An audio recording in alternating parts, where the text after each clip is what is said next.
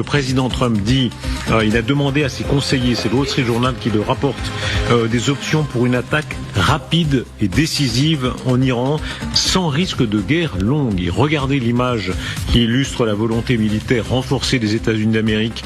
C'est le destroyer lance-missile américain Delbert Black.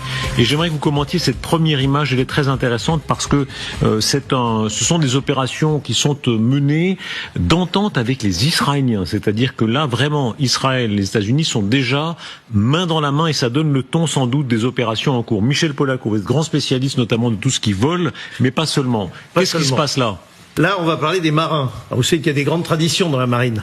La première, c'est que dans la marine, on salue tout ce qui bouge et on peint le reste. Puis la deuxième, c'est qu'on est toujours en train de faire des exercices. Et ben donc, ils font des exercices. Donc, ils sont à proximité, ils font des échanges, ils se courent après, ils se mesurent, ils utilisent leurs sous-marins, ils utilisent leurs drones, leurs avions. Et voilà, on est toujours en train de faire des exercices pour préparer la guerre. Avec tout le monde autour. C'est une tradition. Donc, si vous voulez, ils sont près des Israéliens, mais il y a aussi des Saoudiens, etc. On se choisit quelques sparring partners, comme on dit, et puis on fait des exercices. Mais c'est tout à fait normal.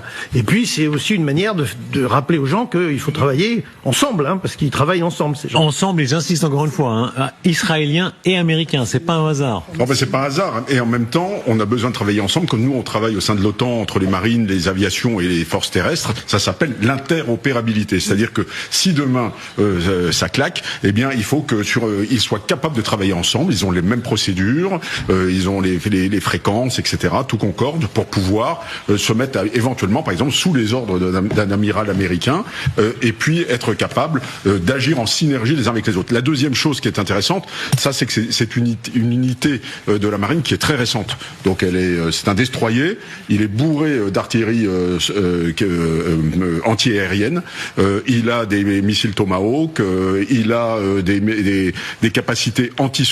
C'est une des frégates les plus récentes de l'armée américaine et je pense que c'est pas à hasard qu'on nous la montre ce soir. Voilà.